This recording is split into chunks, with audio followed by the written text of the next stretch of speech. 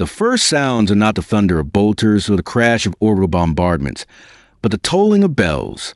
They echo across the polluted skies of Terra, resonating from spire to spire, a death knell rolling to the hive cities that once stood as monuments to the Emperor's dominion. Every citizen knows the meaning of those bells. The walls have been breached. The defenses that held for 10,000 years have faltered, and now the unclean tide rushes inward. Ash falls like black snow. The air tastes of promethium and old blood, bitter on the tongue, choking the throat. Along the shattered avenues, civilians surge in panic, their thin shoes scraping against broken masonry, the weight of their fear louder than their ragged breaths. They glance upward, to where the sky itself rides with warp-born storms, colors too vivid to be real, shapes that shift like living wounds across the firmament. No prayer feels strong enough to hold those visions back. The Aquila that crowns every cathedral seems to bow in shame, its wings fractured, its head bent under the corruption now seeping into the throne world.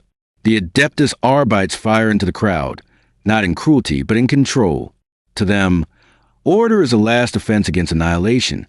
A vox grill booms out decrees of calm and compliance, but the words are lost beneath the howls of approaching demons. They come as nightmares given form, some armored in bronze like warp reflections of custodian guard, others crawling on claws sharp enough to cut through ceramite. The first Imperial Guard regiments break before them, lost fire flashing uselessly in the smog, their discipline drowned by the immensity of what they face. Yet the Astra Militarum does not flee in entirety. In one square, beneath the toppled statue of St. Drusus, a company of Cadians holds their ground. Their sergeant, face streaked with dirt and ash, shouts oaths to the Emperor as his men fire volley after volley into the oncoming horde. Their resolve is futile, yet glorious, even as demons leap among them. Tearing limbs with laughter that burns the ears, the guardsmen fight until their bayonets snap, until their teeth grind, until their bodies are swallowed by unreality. To die on Terra is not to die in vain. For every heartbeat delayed is another second Imperium exists. Across the ruins, the ecclesiarchy chants their final hymns. Priests raise relics high, their hands trembling, their eyes what with fear disguised as fervor. The words of the litanies break, their voices cracking as they shout prayers that are swallowed by the roaring storm. In the distance, the grand basilica of the Savior Emperor collapses under the weight of a demon engine's claws, its spires toppling like candles in the wind. Where once the faithful knelt to pray, now a warp flame dances across the marble floors, leaving only shadows etched like scars into stone. And still, amidst the ruin, Terra does not fall in silence. The sound is overwhelming. Bolters hammering from defensive bastions, the screech of ceramite armor splitting, the endless wail of millions screaming as one. Every sound is a fragment of history dying. The great walls of the Imperial Palace itself stand scarred and blackened, the outer defenses reduced to heaps of glowing rubble. Smoke rises from the breach, lit by flickering flashes of plasma fire, each burst marking another desperate stand. If there is one sensation above all others, it is heat. The kind of heat that melts skin from bone, that sears eyes until tears run like blood. The air shimmers with it, born from the burning manufactorums. The shattered reactors, the wreckage of downed void ships crashing like meteors into the hives. To stand upon Terra is to suffocate in a furnace of war, each breath a punishment, each heartbeat an act of rebellion against inevitability. For the citizens who survive those first hours, there is no plan, no order, only instinct. They huddle in collapsed transit tunnels, beneath cracked ferrocrete bridges, clutching data slates of family names and fragments of food ration cards, as if such things can protect them. They whisper the Emperor's name as though he can hear them across the storm, as though their prayers are not drowned by the shrieking laughter of the warp. Somewhere, deep within the Imperial Palace, the golden throne burns with blinding light, but here on the streets, his radiance feels impossibly far away. And so the shattered walls of Terra bleed. Blood runs in gutters once meant for rainwater. Bodies pile against barricades made of sacred banners. And the throne world begins to resemble any other conquered world, only magnified 1,000-fold. For here, every stone is heavy with history, and every fall echoes through eternity. The storm is not abating. It is only beginning. The breach widens with every passing hour. What began as a single rupture in the adamantine gates now blossoms into an open wound, and through it pour the traitor hosts like infection spilling into a vein. The traitor Astartes march with grim certainty, their armor still marked by the livery of legions long damned, some with the crimson of the world eaters, their axes slick with gore, their war cries shaking the stones of ancient cathedrals. Others stride in the shadowed colors of the Black Legion, their bolters spitting death in a rhythm that drowns out mortal screams. To the terrified eyes of the populace, these warriors look less like men and more like titans striding through fire, their every step collapsing what little courage remains. The skies themselves betray the throne world. The orbital plateaus that once bristled with defense lasers now burn as wreckage, falling in shards that light the horizon like a second dawn. From above, Cyclopean demon engines descend on wings of brass and smoke, their screeches blending with the tortured roar of the atmosphere as it tears beneath their descent. Where they land, the ground splits and burns, and entire half-blocks vanish in the crush of their impact. The Imperium's mightiest bastion has become a slaughterhouse, its defenses devoured from within and without. Among the ruins, the custodian guard fight with desperate nobility, golden armor scorched, plumes of their helms blackened. They wade into the tide with guardian spears flashing arcs of death. They are living demigods, each movement a poem of violence, each strike an echo of 10,000 years of service. Citizens who catch a glimpse of them weep in gratitude, believing for a fleeting heartbeat that salvation may still be possible. But even the custodes bleed. Even their perfection cracks beneath the relentless fury of the Neverborn. For every demon they cast back into the warp, 3 more emerge, clawing and shrieking from rents in reality that spread like unhealed wounds across the palace grounds. The Astra Militarum cling to the custodian's example, drawing courage from their impossible defiance. Trenches hastily dug among the ruins become redoubts where guardsmen fire until their rifles melt, their hands blistered, their uniforms soaked through with blood. Commissars stride behind them, pistols raised not at the enemy but their own men, keeping in the fight through iron law. When morale falters, when terror bends their spines, a single shot in the back reminds the survivors that fear of chaos is rivaled only by fear of the Emperor's justice. In this way, the line holds for minutes longer than it should, at the cost of countless Imperial lives. And through it all, the voices of chaos whisper.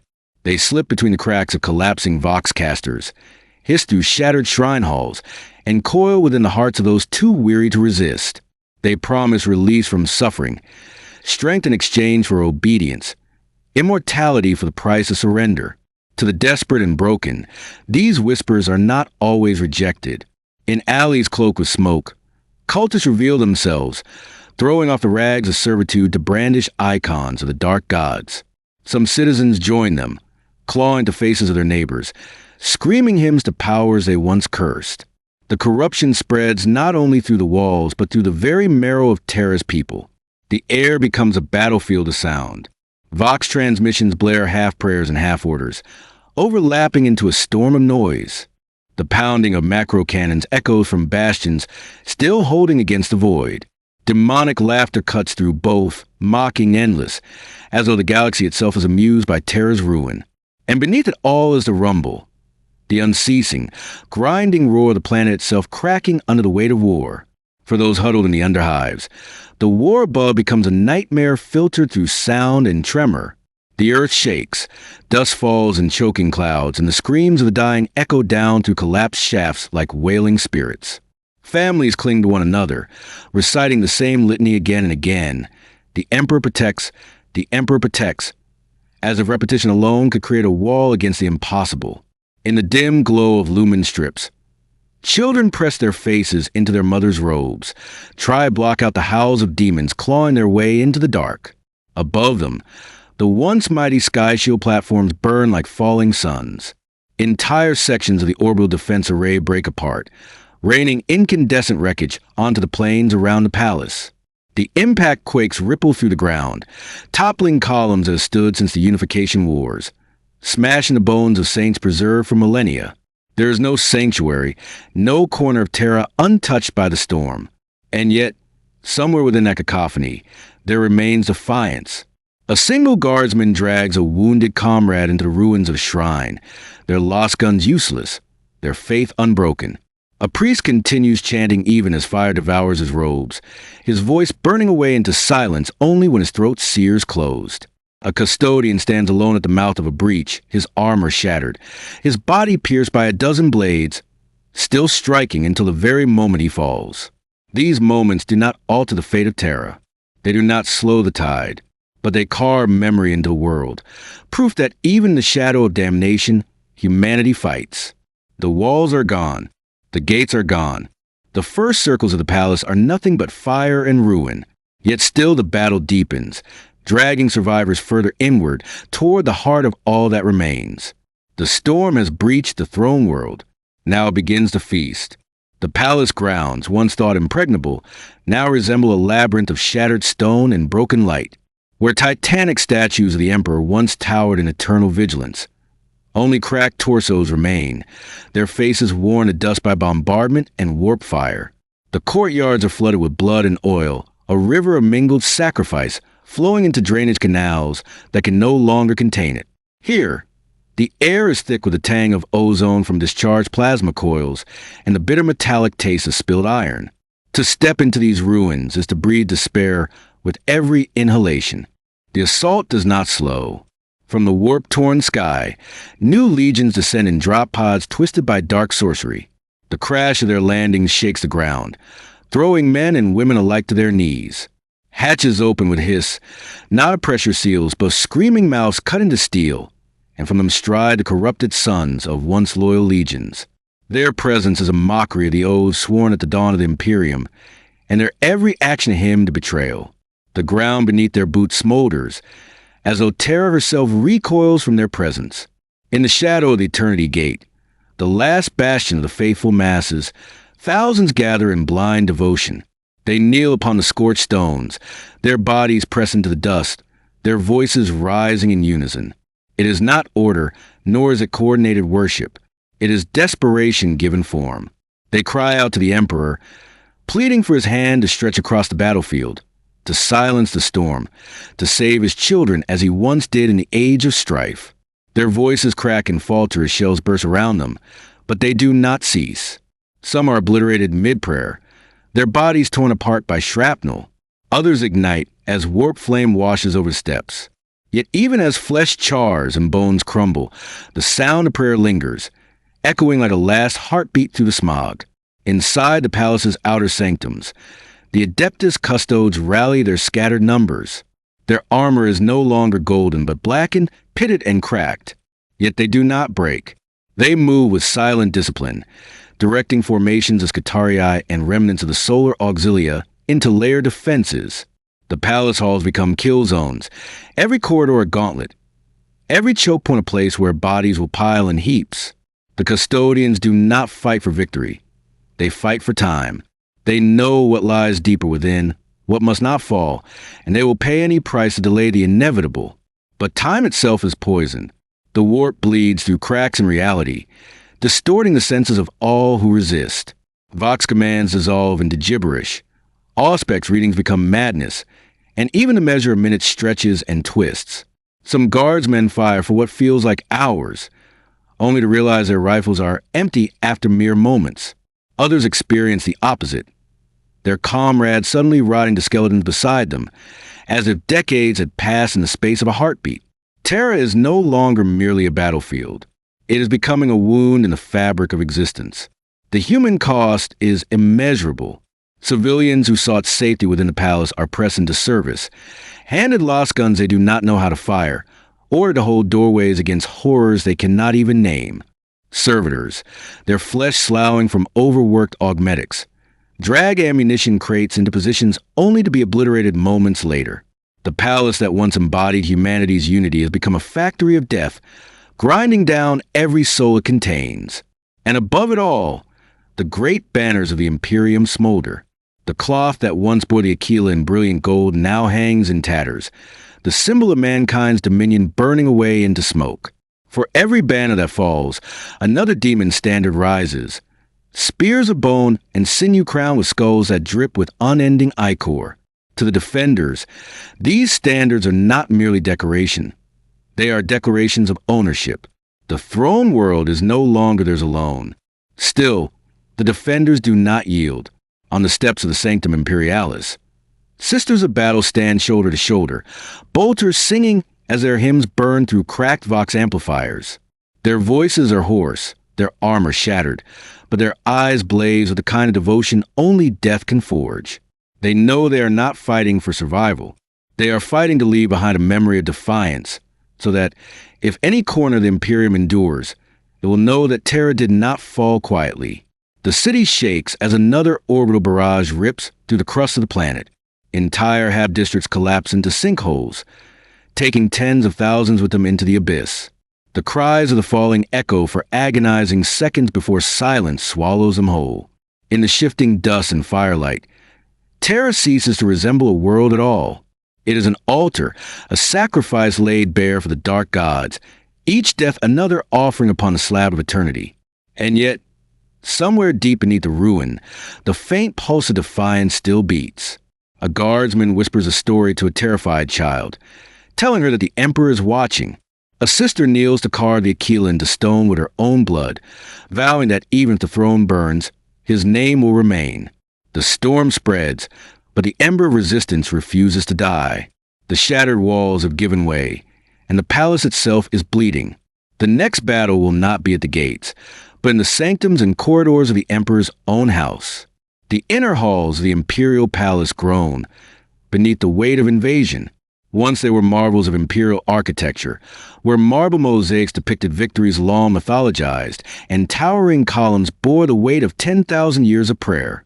Now those same mosaics are shattered under boot and claw, their stones slick with blood, while the columns tremble and split as reality itself strains against the intrusion of the warp. Every surface hums with a resonance that is not sound but corruption, as though the very bones of the palace echo with the laughter of unseen gods. The defenders fall back, step by step, each chamber turned into a last stand. Custodians bleed side by side with Sisters of Silence, their unity forged not by ceremony but by necessity. The silent sisterhood march through the carnage without word or song, their very presence smothering the psychic howls of the neverborn. For a moment, their aura gives the defenders space to breathe, but even silence cannot stem the tide forever. Demons surge against them like waves against rock, and though the sisters stand unflinching, even stone eventually erodes. The Astra Militarum continue to pour their lives into the abyss. Regiments that once numbered in the thousands are reduced to handfuls of survivors, their uniforms indistinguishable from the ash and soot that coats them. Yet they fight with bayonets, with rubble, with their bare fists when all else is gone. Their commanders know the truth. There is no retreat, no evacuation, no reprieve. Terra is the beginning and the end. To falter here is to damn the galaxy entire. And so they sacrifice everything. Each life another stone laid upon a wall of blood. But the palace is not merely a fortress. It is a temple. Its walls are layered not only with stone and steel, but with the faith of billions. That faith now trembles. Chapels once filled with incense and light are torn open, their relics smashed, their altars profaned by demonic claws. Priests stumble through the halls, clutching cracked censers and broken tomes, still chanting the names of saints as their flocks scatter into the smoke. The echoes of their voices rise and fade, mingling with the howls of the enemy until the sacred becomes indistinguishable from the profane. Outside, the storm grows darker. Warp rifts yawn wider, spilling creatures of nightmare into the palace grounds. The skies boil with colors that cannot exist, shadows moving where no light should fall. For every corridor defended, another buckles, and the enemy seeps deeper. The palace is no longer a bastion, but a maze of contested sanctuaries, each hallway another universe of desperation. And amid this ruin, whispers spread, not only the honeyed promises of chaos, but something worse. Silence where once there was prayer. Men and women raise their voices to the heavens, begging for the Emperor's hand. But some claim their words echo without answer. Others insist that his radiance flickers, that the light of the Astronomicon itself trembles like a candle in the storm. Fear mutates into doubt, and doubt is a contagion more lethal than any demon blade. Still, the fighting rages. A squad of custodians holds a hall of victories, their spears flashing like lightning as they cut down monstrosities that twist from the warp. Sisters of battle form living barricades across sanctum doors, their bodies charred but unyielding. Guardsmen crawl over the corpses of their comrades to fire their last shots. Every corridor becomes a scripture written in blood, every chamber a psalm of sacrifice. But even the greatest sacrifices cannot halt inevitability. With every heartbeat, chaos burrows deeper into Terra's marrow. The screams of the dying rise like incense, feeding the dark gods, echoing across the galaxy. For those who still live, survival is no longer a question of endurance. It is a question of faith. Do they still believe when every symbol around them is torn down? Do they still whisper the Emperor's name when the silence that follows feels heavier than steel? The walls are gone, the gates are shattered, and now the sanctums themselves begin to fall. Terra bleeds not only from its stones, but from its soul. And as the storm deepens, one truth emerges like a wound too raw to ignore. It is not only lives that will be lost in this siege, it is belief itself. Chapter 2. The Death of Faith. The fall of walls and gates can be measured in stone and steel, but the collapse of faith is a slower and more insidious death. It begins in whispers. In the shadow of the Sanctum Imperialis, where once pilgrims gathered by the millions to kneel before radiant banners, there's now only smoke and silence. Priests stagger to the haze, their once ornate vestments reduced to ash-streaked rags. Their voices cracked as they clutch relics that have lost all luster. They continue to chant litanies, but their words ring hollow, drowned out by the laughter of demons echoing from desecrated chapels. For 10,000 years, Terra was the holiest place in the galaxy, its streets a living reliquary where every stone bore the weight of sanctity. Pilgrims wept to touch the ground, believing even the dust beneath their nails to be blessed. But now that same dust is black with soot, sticky with blood, and bitter in the mouths of those who breathe it. Faith does not vanish in an instant. It rots, like fruit left too long in the sun. A prayer cut short by terror, a relic shattered underfoot, a silence where divine presence was once assumed. These small fractures spread like cracks in glass until the structure itself shatters. The ecclesiarchy tries to resist this unraveling with fire and voice. Preachers mount broken pulpits, their words magnified by battered voxcasters, crying out that the emperor watches, that he bleeds with his people, that salvation is imminent. They hold aloft gilded aquilas blackened by soot, kiss icons scorched nearly beyond recognition, and demand their flocks kneel in renewed devotion.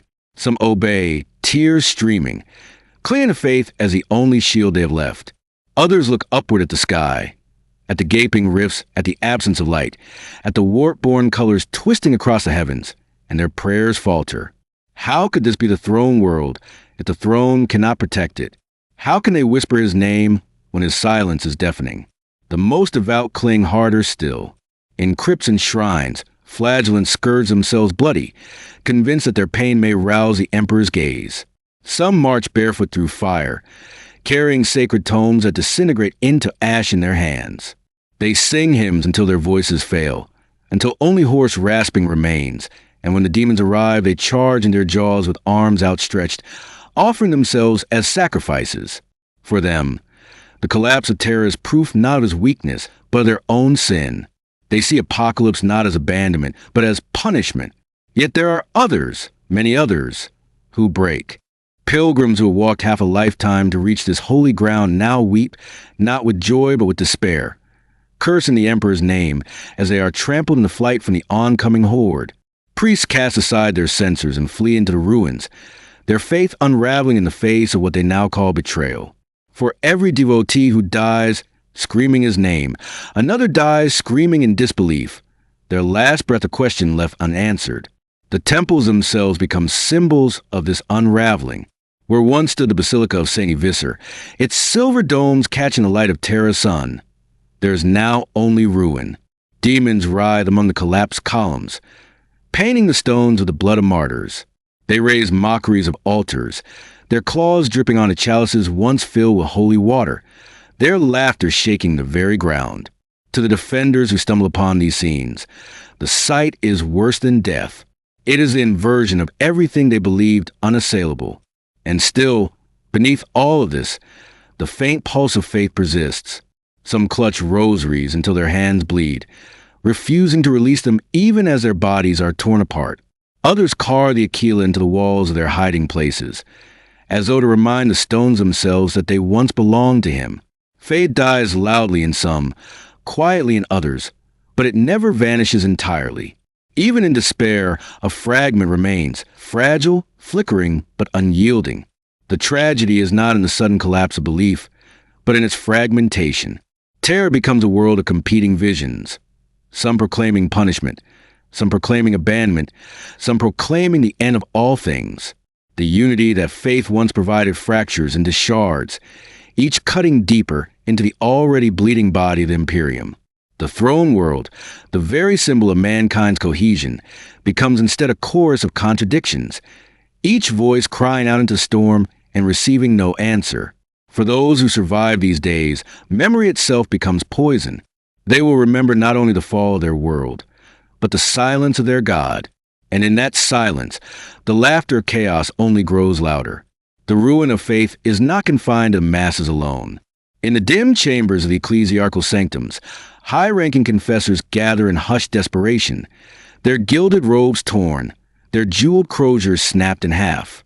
They argue over doctrine, over whether the emperor has withdrawn his gaze, or whether his silence is but a test of endurance. Some weep openly, their voices trembling as they recite half-forgotten catechisms. Others rage, slamming fists against altars, demanding to know why their God has abandoned them in humanity's hour of need. No decree from these men carries weight anymore, for their authority rested on certainty, and certainty has burned away in the storm. The Astra Militarum, too, though hardened by countless wars, are not immune to this fracture. Guardsmen raised on tales of the Emperor's eternal vigilance look now upon a sky boiling with warp light and feel their hearts sink. They have held the line against orcs, tyrannids, and traitors, always with the promise that Terra itself stood inviolate. Now that illusion lies shattered at their feet. Some continue to fight with grim determination, clinging to the thought that if the Emperor will not protect them, then they will protect him. Their death's a shield for his throne. Others falter. In the flickering gloom, lost guns clatter to the floor, and men sink to their knees, whispering that the war was already lost the moment the first demon claw touched the soil of Terra. Even the Sisters of Battle, paragons of devotion, are not untouched. They chant hymns until their voices crack, fire bolters until their arms can no longer lift them, and still the tide advances. A few turn their fury inward, striking their own armor with blades, crying out that their unworthiness has doomed the throne. Yet most endure, their eyes hollow but unbroken, their faith transmuted into something harsher, not hope but defiance. They no longer pray for salvation. They pray only to die with his name on their lips, so that the record of their sacrifice might outlast the silence. Among the civilian masses, madness takes root in myriad forms. Some cling tighter to relics, hoarding splinters of shattered statues or fragments of parchment, as though salvation lies in the weight of broken artifacts. Others collapse entirely, surrendering to chaos and the belief that if the Emperor's light has dimmed, then the dark gods must hold truth instead. Warp cults spread like wildfire in the ruins, their rituals obscene parodies of ecclesiarchal liturgy, conducted under the watch of demons who savor every blasphemous syllable. In the flicker of burning shrines, the faithful and the faithless alike merge into indistinguishable masses of screaming, writhing flesh. The silence of the Emperor becomes more terrible than the voices of the enemy.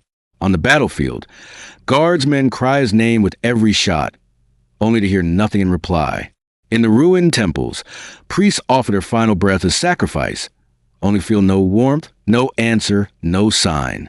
The Astronomicon flickers overhead, its light waning and brightening in uneven pulses, like a candle about to expire. To many, this is proof of their worst fears. To others, it is a challenge, a test to endure until the very end. But the uncertainty alone is enough to drive countless souls into despair. There are moments when the Emperor's silence feels absolute, a lull in battle, when the smoke clears and the only sound is the groan of collapsing stone. A prayer whispered in the dark, unanswered as death creeps closer. A child crying in a tunnel, asking why the sky burns and why the Emperor will not save them. These moments cut deeper than any blade, for they strike at the core of what Terra was meant to represent. The throne world was not only a fortress, it was proof that humanity's God still watched, still ruled, still cared. Without that proof, the Imperium itself is a hollow shell. And yet in this abyss, there remains contradiction. For every soul that curses his name, another clings to it harder. For every priest who casts aside their relic, another carves the Aquila into their own flesh to carry it beyond death. Faith collapses, splinters, mutates, but never disappears entirely. It transforms into new shapes, some radiant, some monstrous, all born from the same silence. The death of faith is not a sudden event. It is a slow bleeding, 1,000 tiny wounds that together drain the lifeblood of belief. Terra is bleeding, and so too is the soul of mankind. There are places on Terra where the collapse of faith takes on a grotesque physicality, as if belief itself is being torn apart in plain sight. In the ruined plazas outside the ecclesiarchal palace, once a sea of banners and incense, warped effigies rise where holy statues once stood. Demons twist the faces of saints into leering masks, their wings blackened and clawed, their eyes set aflame. Processions of the damned move through these avenues, chanting corrupted hymns in mockery of the faithful, their voices layered with the guttural cadence of the warp. What was once a holy pilgrimage route has become a theater of desecration. Each step a reminder that belief can be twisted as surely as flesh. The worst is not the destruction of relics, but their transformation. Chalices meant to carry sacred wine now overflow with blood that refuses to dry. Parchments that once bore the Emperor's words now bleed ink that slithers across the ground, forming heretical symbols that burn the eyes of any who dare look too long. Icons of the Aquila melt into forms unrecognizable, their wings curling into serpentine coils. For the faithful who witness such sights, there is no easy refuge. Some charge the blasphemous idols in blind rage, smashing them apart even as their bodies are consumed in flame. Others collapse in horror, unable to reconcile the corruption before them with the sanctity they once revered. It is here, among the ruins of belief, that the true war is fought, not a bolter against demon, nor blade against claw, but conviction against despair. The ecclesiarchy had long taught that faith was mankind's greatest weapon, stronger even than steel. But what happens when that weapon is broken? When the faith that once inspired courage becomes a very source of anguish? Men and women die not because their bodies fail, but because their spirits collapse before the enemy's gaze. And yet, paradoxically, this desecration forges a new kind of devotion. Those who remain unshaken by the corruption around them become like iron, hardened in the crucible of blasphemy. They look upon twisted icons and see not proof of their god's weakness, but proof of his enemy's desperation. They believe that only a being of true divinity could provoke such venom from the warp. In their eyes, the desecration of Terra is not evidence of defeat, but the Emperor's eternal threat to the dark gods. The more they see mocked, the more they believe his power must still endure, for why else would the enemy labor so fiercely to erase his name? This cycle repeats endlessly. Faith shattered, faith reborn, faith twisted into shapes unrecognizable. Terra becomes a forge where belief is melted down, reshaped, and melted again, each iteration producing both martyrs and heretics. The ground itself seems to absorb this spiritual conflict. Stones once polished by pilgrims' hands now thrum with residual energy, neither wholly divine nor wholly profane, but something in between. To walk across such stones is to feel as though one's own soul is being weighed, measured, and judged. And through it all, silence persists. The Emperor gives no sign, no word, no whisper. The faithful cry out, the faithless curse, the heretics exult, and still the golden throne remains shrouded in stillness. Perhaps that is the greatest cruelty of all, that no matter how loudly terror screams, the only response is silence. That silence is enough to drive some into madness, enough to transform others into zealots of unbreakable resolve. It divides, corrodes, and strengthens all at once. And so the death of faith does not end in finality, but in fragmentation. What was once a single, unifying light becomes 1,000 fractured sparks, each flickering in the storm, some extinguished, some guttering, some burning hotter than ever before. And from this shattered mosaic, new horrors and new hopes alike will rise. In the depths beneath Terra's surface, where ancient catacombs stretch far to the memory, faith undergoes its final and most desperate metamorphosis. Huddled masses cling to one another in the dark, their only light the dim glow of flickering candles set into walls carved with thousands of aquilas. Here, faith is no longer triumphant, no longer a source of strength. It is a whispered talisman against the inevitable. Mothers teach their children hymns with trembling voices, not because they believe salvation will come, but because they cannot imagine dying without the Emperor's name on their lips. To them, prayer is no longer a plea for rescue, but a way of remembering who they were before the world ended. And still, the corruption finds its way even into these depths. There are those who rise among the huddled survivors with voices bold and unshaken, declaring that the Emperor has not abandoned them, that he has ascended beyond mortal comprehension, and that only by surrendering themselves fully can they share in his new form. Their sermons twist scripture into unfamiliar shapes, weaving warp-born visions with fragments of holy text. Some follow them willingly, desperate for certainty no matter its form. Others resist, but resistance in the dark is fragile. Fear and hunger are cruel weapons, and faith offered in absolutes is more enticing than silence. Thus, even here, devotion becomes the seed of damnation. Above, in the broken husk of the ecclesiarchal palace, the great bells toll one final time before their towers collapse into rubble. Their sound carries across the ruins, deep and mournful, as though Terra itself were tolling its own funeral dirge. For some, that sound is the last thread keeping them tethered to belief. For others, it is a signal that the throne world has truly fallen beyond redemption. Faith does not die cleanly. It does not vanish like smoke in the wind. It claws, it lingers, it mutates. It refuses to surrender even as its foundations crumble. And in this persistence lies both its tragedy and its power. For though belief in the Emperor fractures into countless shards, those shards cut deeply. Each broken fragment becomes a weapon, whether wielded by the faithful who resist, the heretics who embrace corruption, or the lost who stumble between both. The battlefield of Terra is not only measured in bodies and ruins, but in prayers whispered, curses shouted, and silences endured. When historians, if any survive, attempt to recount the fall of Terra, they may measure the conflict in terms of armies, fortresses, and timelines. But those who truly lived it will remember something else entirely. They will remember how it felt when the hymns fell quiet, when the candles guttered out, when the Emperor's presence could no longer be felt even in his own sanctum. They will remember not only the day Terra fell, but the day faith itself seemed to die. And yet, even in death, faith leaves behind embers. Embers that glow faintly in the ash. Embers that may one day ignite again, if ever there is breath left to fan them. Chapter 3. The Throne in Darkness. Deep within the heart of the Imperial Palace, past layers of walls that even in ruins still dwarf mountains, lies the Chamber of the Golden Throne.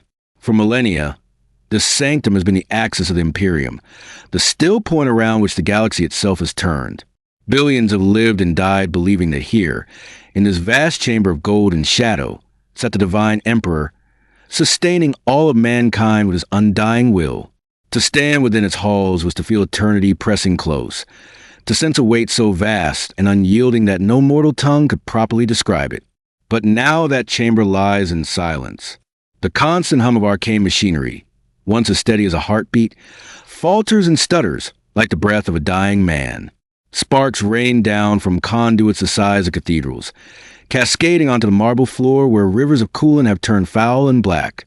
The air smells of ozone and burnt oil, every breath a reminder that this most sacred of engines is failing.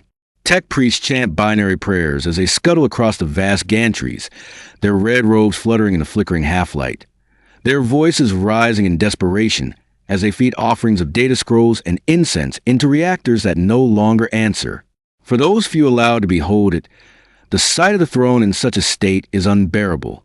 Custodians, golden giants who once stood motionless as living statues of vigilance, now pace like caged beasts.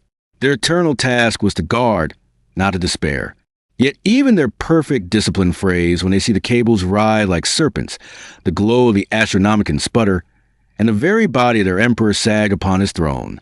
They kneel in silence, weapons forgotten, their helms bowed low. Some pray, some weep, though they do not call it weeping. They say their eyes bleed for him, though the tears that fall are red with despair. No sound is more terrifying than the falter of the Astronomicon. For 10,000 years it has blazed across the Imperium, a pillar of guidance that carved safe paths through madness. Now its light wavers. Ships lost in the void cry out into the Vox, their astropaths blinded by sudden darkness, their navigators stumbling into visions of endless maelstrom. Some whisper that the beacon itself has begun to scream. Its light no longer a signal of salvation, but a siren call to every demon that prowls the void. And all of it flows from this chamber, this place where divinity and machinery are fused into a single decaying throne. Rumors swirl even among the highest ranks. Some claim the Emperor stirs, that his lips twitch with words too faint to hear. Others whisper that he has already departed, leaving only a shell sustained by the agony of the throne's reactors. Still others say he has ascended beyond mortal comprehension, and that the very silence that terrifies Terra is proof of his transcendence. No one knows. None dare speak certainty. Even the Adeptus Mechanicus, who claim dominion over the mysteries of machines, confess ignorance in the face of this holy engine's collapse. And so, in the throne's chamber, awe gives way to dread. Where once billions of prayers converge into a living storm of devotion, now there is only the sound of breaking metal and faltering breath. The Emperor remains seated, his golden frame unmoving, his presence ineffable, his silence absolute. To gaze upon him now is not to feel reassurance, but to feel the abyss. And yet, still, the galaxy waits upon his will. The chamber of the throne is vast beyond reason, its ceiling vanishing into darkness, threaded with cables thicker than a man's body, each one pulsing faintly with the lifeblood of the Imperium. Those who have walked here describe a sensation as stepping into a tomb and cathedral at once, a place where death and eternity mingle so closely they are indistinguishable. The Emperor's form remains fixed upon the throne, a golden husk vast and motionless, but the air around him shivers as though the Immaterium itself presses against this chamber's walls. To approach is to feel as though one is being judged, weighed not only by the figure before them, but by something vast beyond comprehension. Yet even the sense of awe now feels poisoned. The tech priests who maintain the throne systems chant their litanies with increasing frenzy, sparks shower in their augmetic faces as their mechadendrites stab into failing conduits. Their prayers sound more like screams, binary tones collapsing into static bursts that echo against the vaulted walls. Every failure, every stud of the great machine, is another crack in their creed. The omniscia they see before them should be perfect and eternal. Yet perfection rusts before their eyes. Some double their devotion, burning incense until the chamber chokes with smoke, their lenses glowing red with fervor. Others falter, their chants breaking as they tremble, terrified not of death but the revelation that even their God might fail. The custodians, too, are tested in ways they were never meant to endure. They were created to stand eternal, unwavering in the face of any threat. Their oaths forged from a loyalty no mortal man could fathom. Yet how does one stand guard against silence? Against the creeping dread that the one they serve may already be gone? Some kneel before the throne and refuse to rise, as if proximity might anchor their faith. Others turn their gaze outward, watching the ruins of Terra through augury screens, their faces grim as they whisper vows to die before letting demons set foot upon this chamber's doors. Even among these golden warriors, there are fractures, though they are hidden beneath masks of discipline. The Astronomicon, pulsing faintly overhead, binds them all in dread. Astropaths scream as their souls are torn apart by sudden fluctuations in its light, their voices echoing down the vaults of the palace like the wails of the damned. Navigators across the galaxy stagger in their sanctums, blood streaming from their third eyes, crying out that the Emperor's light flickers like a candle in a storm. To them, Terra is not just burning, it is vanishing. For if the beacon dies, humanity itself is lost, every vessel adrift in a sea of madness. Within the chamber, every rumor feeds upon the silence. Some whisper that they have seen the Emperor move, that his golden fingers twitched, that his eyes opened in brief flashes of blinding radiance. Others claim to have heard words, not with ears, but inside their minds, like a distant echo calling them to endure. Still others fall to their knees in terror. declaring that what sits upon the throne is not their emperor at all, but a corpse animated by failing machines, a puppet long ago abandoned. None of these claims can be proven, and so uncertainty grows like mold in the cracks of faith. Outside the sanctum, this uncertainty spreads like a contagion. Vox feeds carry whispers into the streets, twisting with each retelling until entire districts are gripped by conflicting visions. Some believe the emperor is rising to lead them once more. Others believe he has departed entirely. Both beliefs are dangerous. Both fuel riots and desperation, and both are born from the same endless silence. And through it all, the emperor remains still, neither rising nor falling, neither speaking nor abandoning, a figure of gold and shadow seated upon the throne while the galaxy itself trembles. To behold him now is to feel awe curdled into fear, for if he is gone, then all is lost, and if he remains silent and unmoving, then perhaps the truth is even worse. Those who are permitted to enter the throne chamber do so knowing that their lives are forever changed the moment their eyes fall upon him. Even before the collapse, few mortals could endure the sight without trembling, for the aura of the emperor is unlike anything that words can capture. It is not merely majesty, not merely terror. It is both at once, a sense of vastness pressing down upon the soul until one can scarcely breathe. In the past, that all was tempered by certainty. To see him was to know he endured. Now, that certainty has been stripped away, leaving only dread. The body upon the throne appears as a monument of gold and bone, its surface gilded, its form bound by countless cables that pierce flesh and armor alike. Once it was said that the emperor's presence radiated warmth, that even in his silence, those who stood before him could feel a fire burning in their souls. Now the air is cold, not merely cold in temperature, but cold in essence, as though all warmth has been leached from the chamber itself. His face, forever frozen in the semblance of death, seems sharper now, more skeletal, more hollow.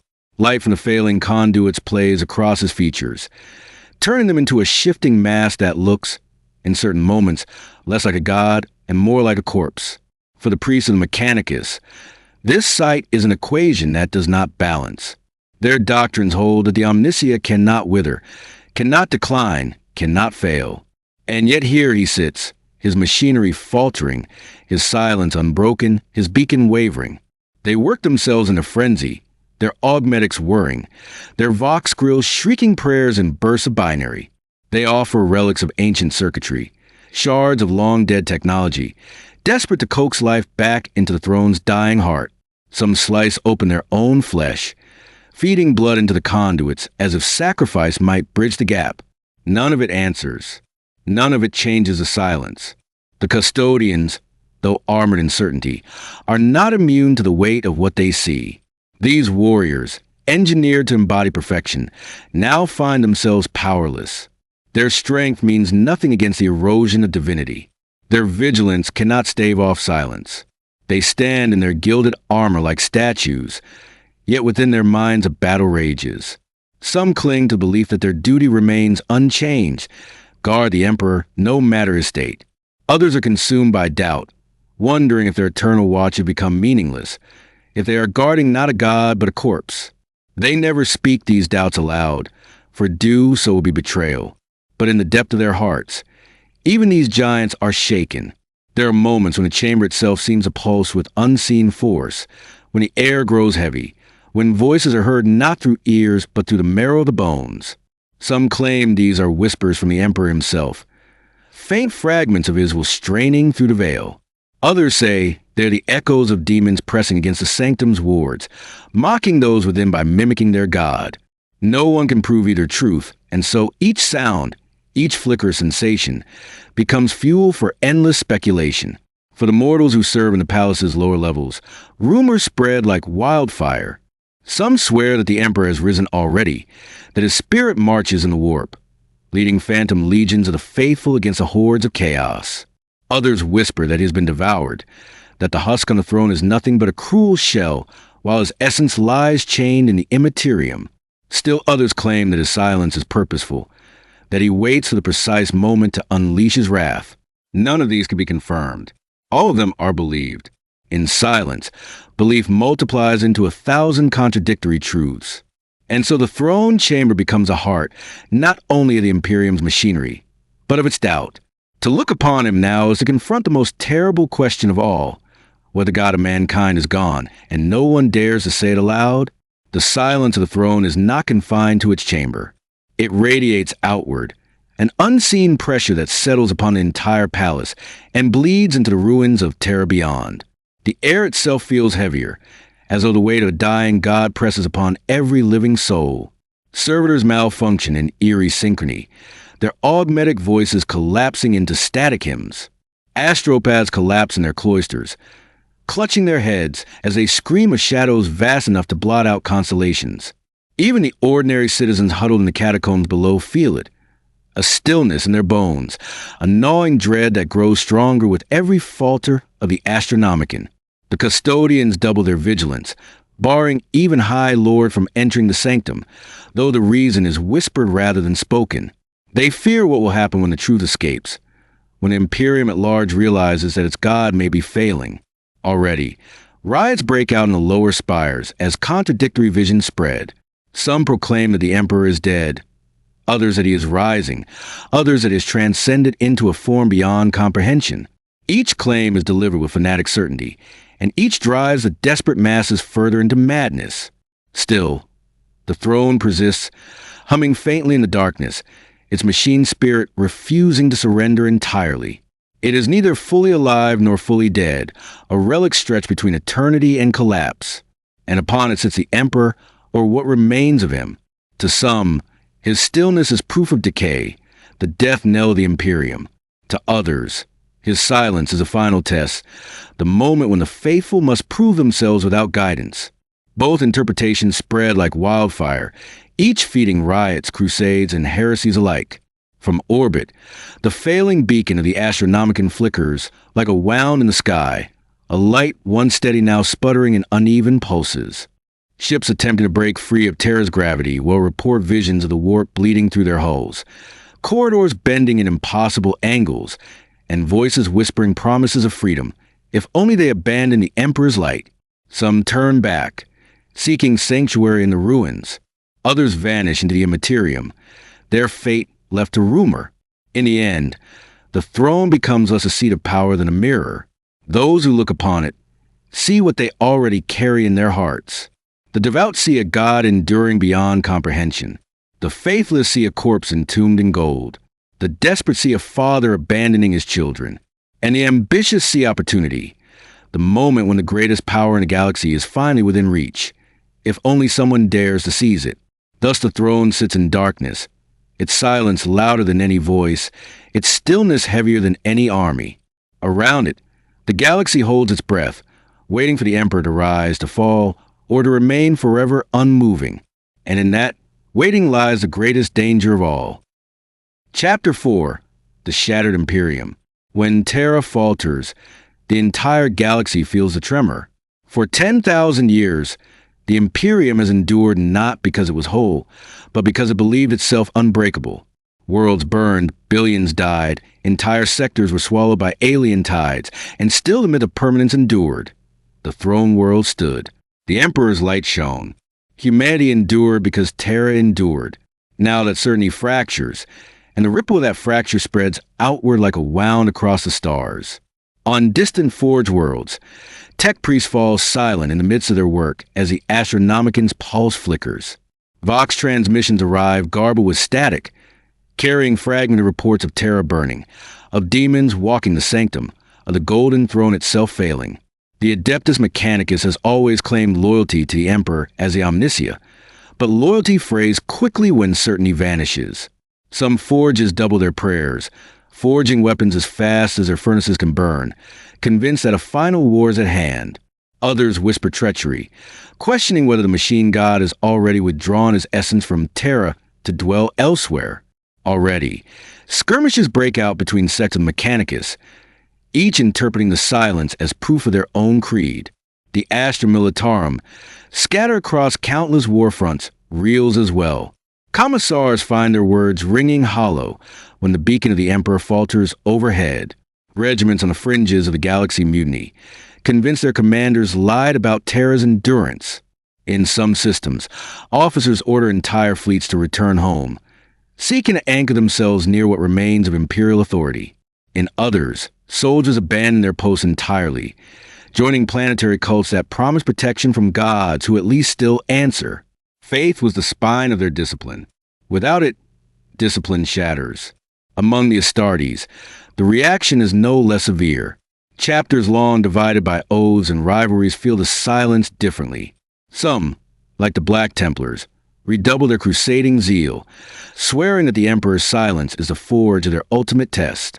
Others, more fractured and weary, begin to whisper doubts in the dark, doubts that metastasize into grim speculation about whether their father still watches in the throne at all. Rumors of entire chapters disappearing into the void spread like wildfire, their banners erased, their homeworlds abandoned. Whether they fell to despair, to heresy, or to some darker fate, none can say. The High Lords of Terra attempt to govern amid this collapse, but their voices reach only a fraction of the Imperium, and even then they carry little weight. Who trusts proclamations from a palace said to be crawling with demons? Who believes in decrees from men who may already be dead? In the absence of certainty, new centers of power rise. Rogue governors declare themselves rulers of independent empires. Ecclesiarchal splinters declare themselves the true voice of the Emperor, proclaiming new creeds that diverge wildly from one another. The Imperium, already a vast and unstable beast, begins to fragment openly, its countless limbs pulling away from the center. Even the warp reflects the fracture. Astropads report visions of the Astronomicon flickering like a beacon submerged in water, its light bending and distorting in unnatural ways. Some say they hear laughter woven into the light itself, as though the dark gods have already claimed the beacon for their own. Others claim to see a second light, faint but distinct, rising beside the first, a sign, perhaps, that the Emperor has ascended into something new. Both interpretations spread with terrifying speed, and both drive further division. And so the Imperium, already riven with wounds, begins to collapse not under the weight of its enemies, but under the loss of its belief. For what is an empire of 1,000,000 worlds without a center to bind them? What is mankind without its God? The question spreads faster than any enemy fleet, faster than any plague, faster even than the warp itself.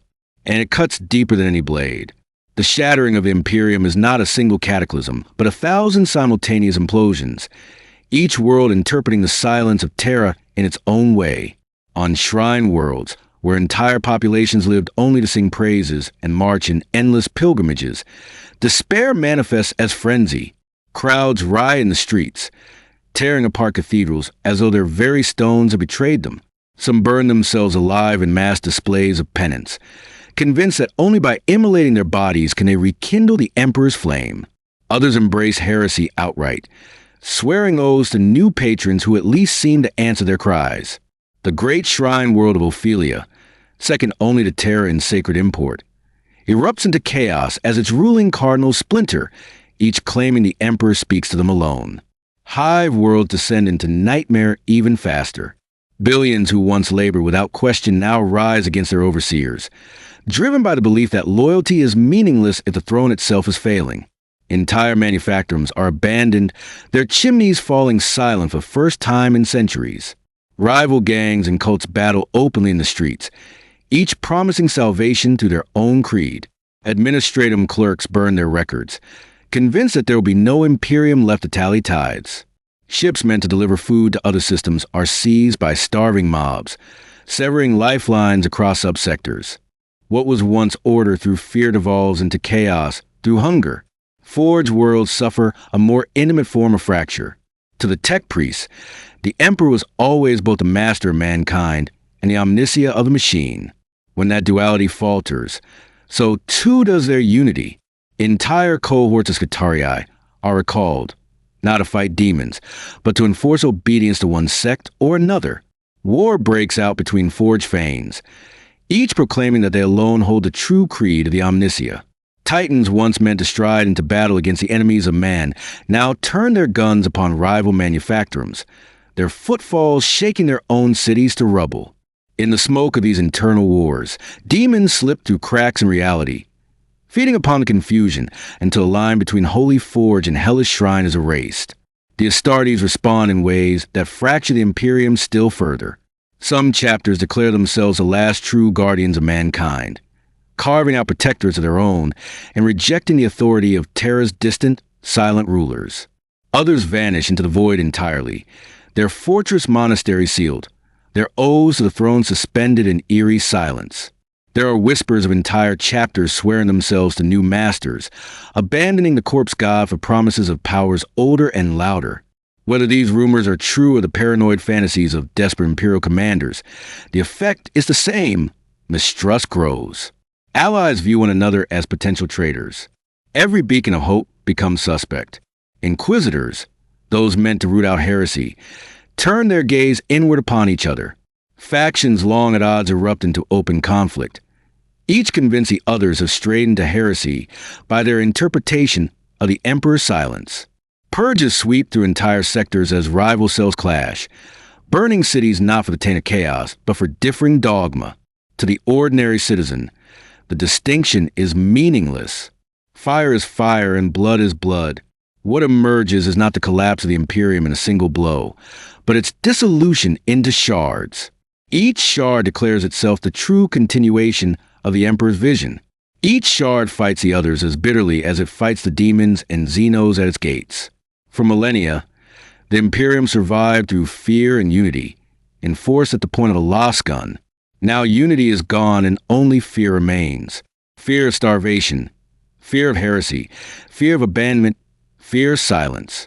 And fear, left unchecked, is fertile ground for the dark gods. The galaxy has always circled Terra like predators around a wounded beast. But when the throne falters, those predators sense blood. The orcs, ever drawn to the scent of war, surge in greater tides than the Imperium has seen in centuries. Whack, at once scattered across 100 fronts now converge, guided by war bosses who claim the Humigod is dead and the stars are theirs to plunder.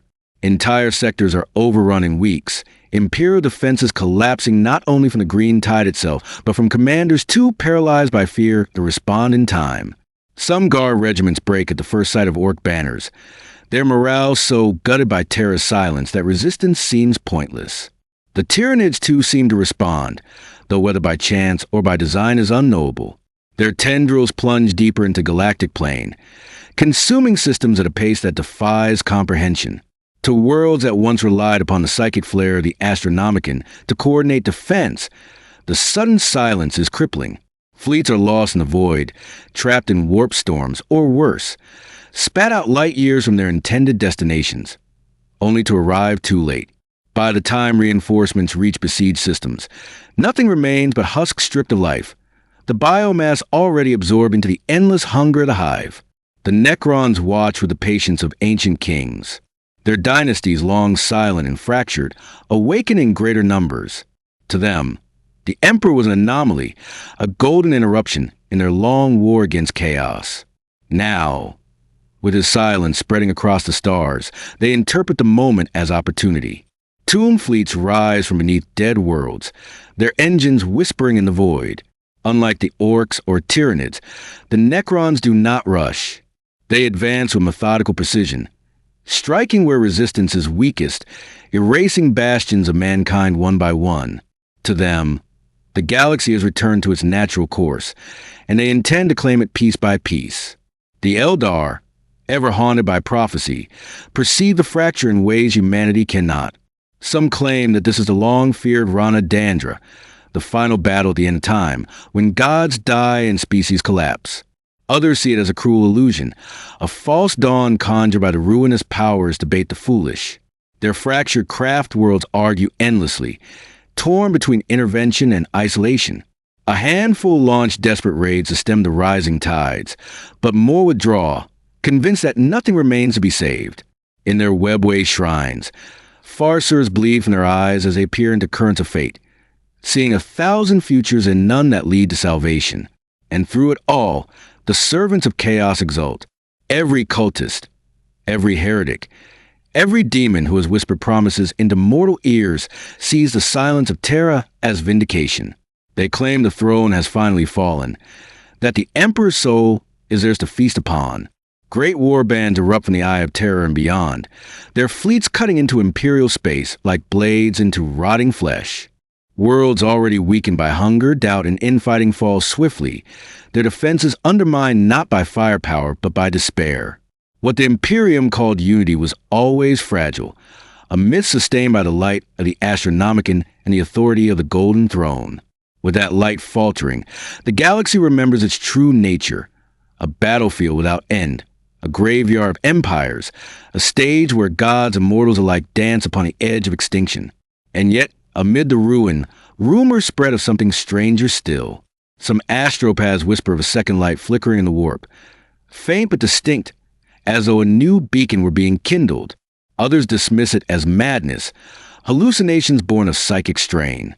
But the whispers persist, threading across sectors, growing louder as the Imperium collapses. If true, then perhaps the Emperor has not fallen. Perhaps he has only changed. But in a galaxy this fractured, even hope becomes another weapon, dividing those who cling to it from those who dismiss it.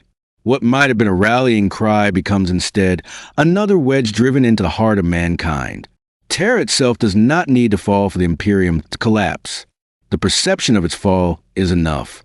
Across the stars, every whisper of failure, every rumor of the Emperor's death, multiplies faster than truth can travel. When Vox relays sputter with static, when astropaths fall silent, when fleets vanish in warp, every gap is filled with fear, and fear becomes story. The story is retold until it becomes scripture. Scripture is obeyed until it becomes law. And so, worlds abandon Terra not because they know it has fallen, but because they believe it has. On the throne world, the contradictions converge into something close to madness. Refugees pour into the catacombs beneath the palace, convinced they will be safe in the shadow of the throne even as demons prowl the skies above. Pilgrims ascend the broken spires, clawing at the gates, begging for visions, swearing they can hear the Emperor breathing beneath the static hum of the machinery. The ecclesiarchy proclaims 20 different gospels in a single day, each preacher insisting his revelation is the true voice of the master of mankind.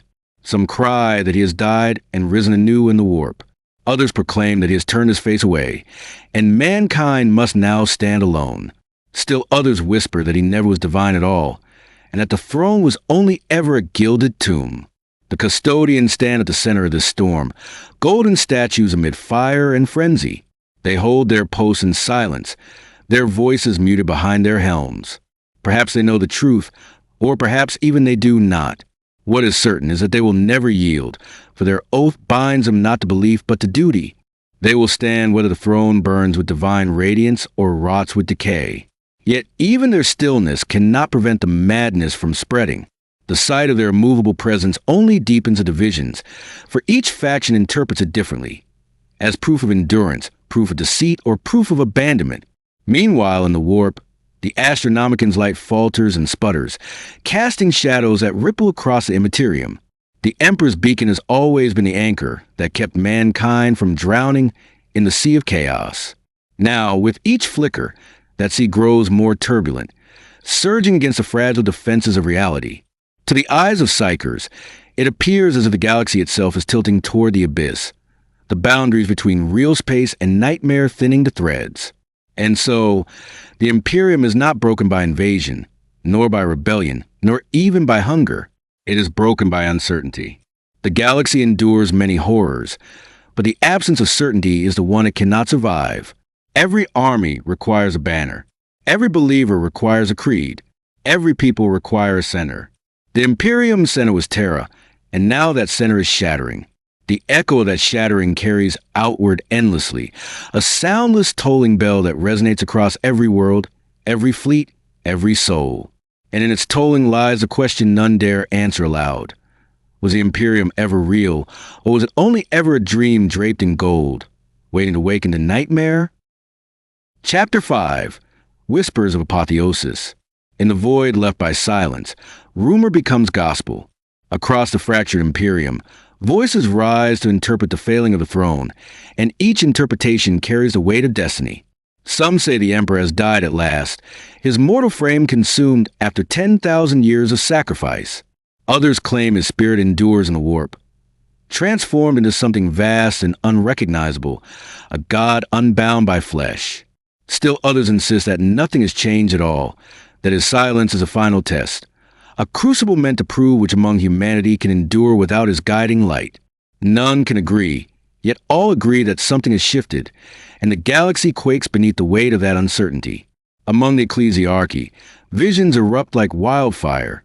Cardinals fall into trances, eyes rolling back as they cry that the Emperor walks among the stars again, no longer chained to throne but striding in radiant glory.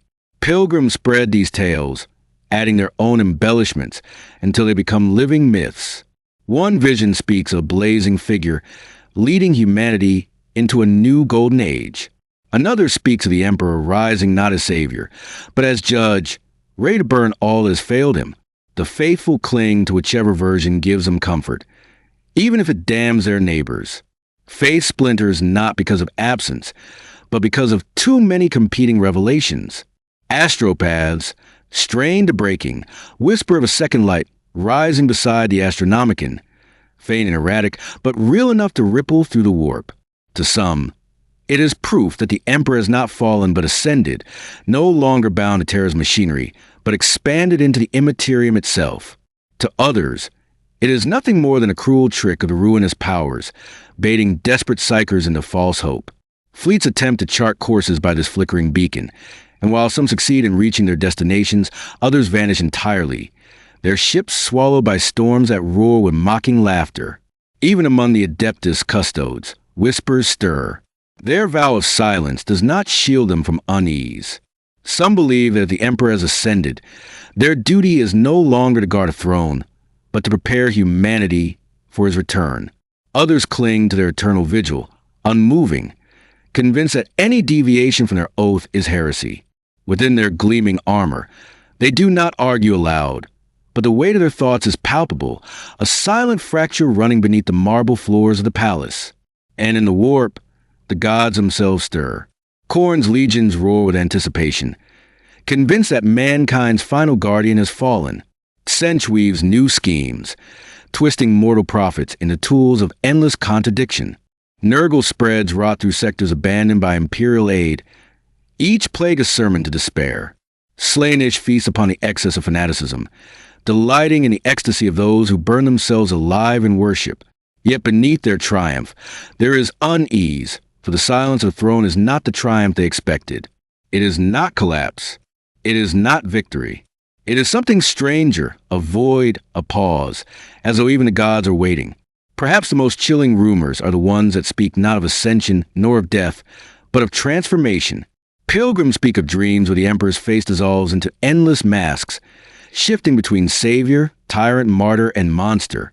Scholars whisper the Star Child, an ancient heresy that claimed the Emperor would one day be reborn as a true god of mankind.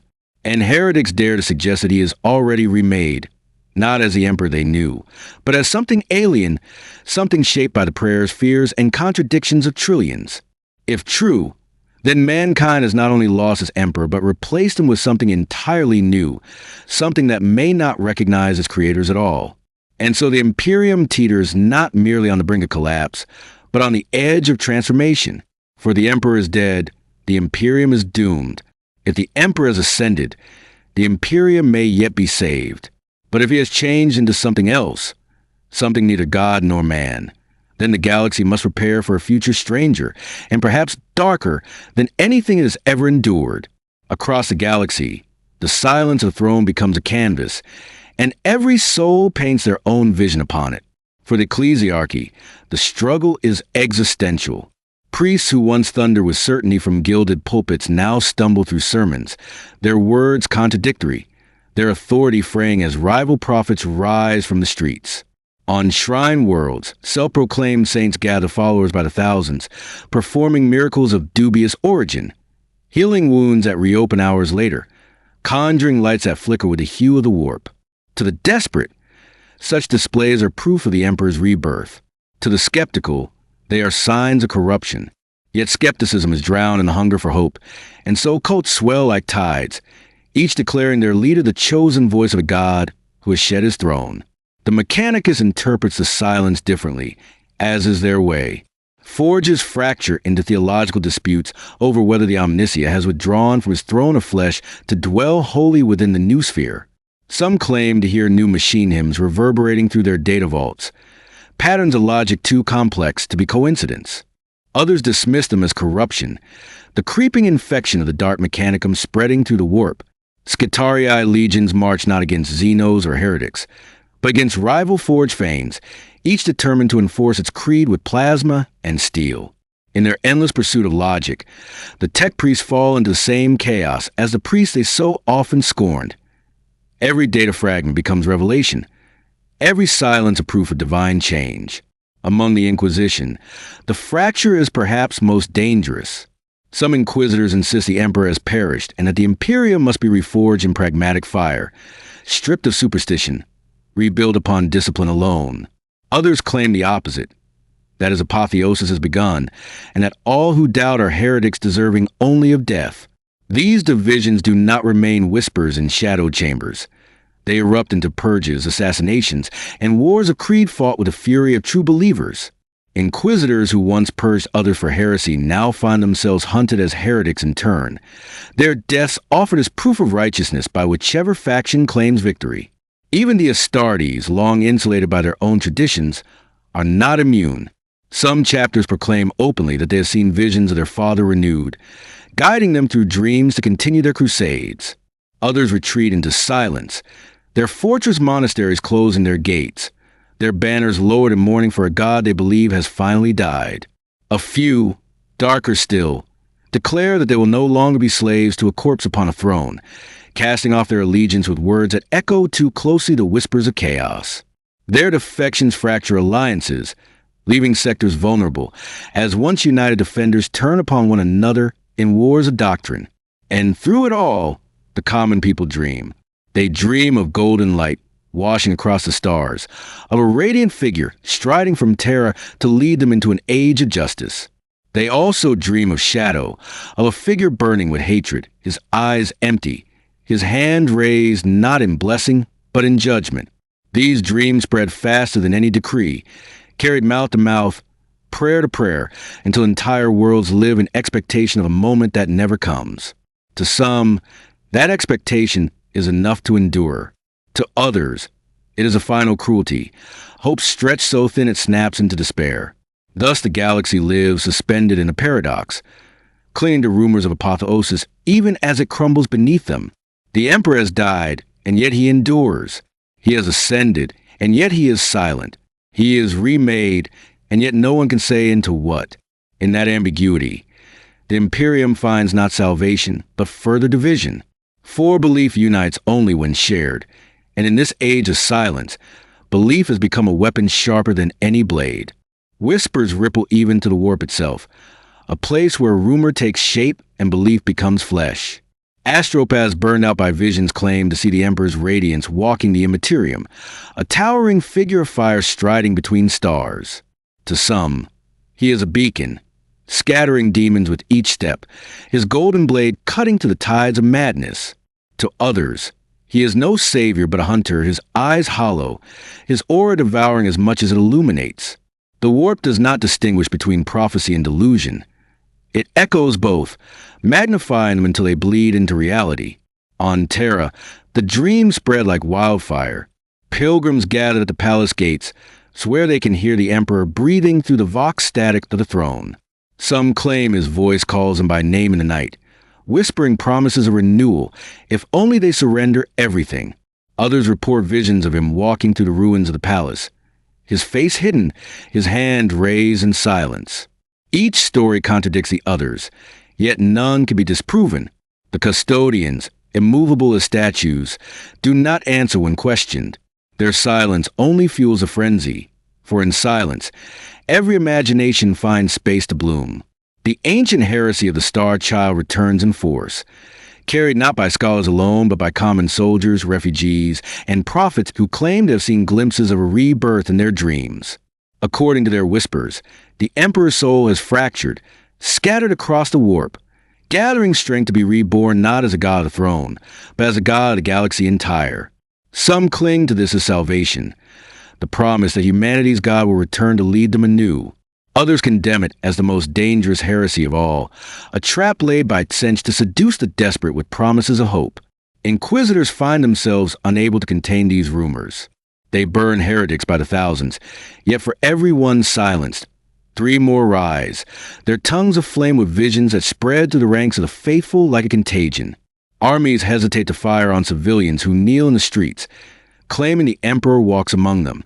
Commanders hesitate to execute soldiers who swear they heard their god's voice in the trenches. Hesitation itself becomes deadly, for the galaxy affords no pause. Enemies do not wait for humans to resolve their faith. Orcs still swarm. Tyranids still devour. Chaos still hungers. And yet humanity hesitates, paralyzed by uncertainty. What makes the whispers so dangerous is not whether they are true, but that they might be. Hope, even false hope, can drive men to madness as surely as despair.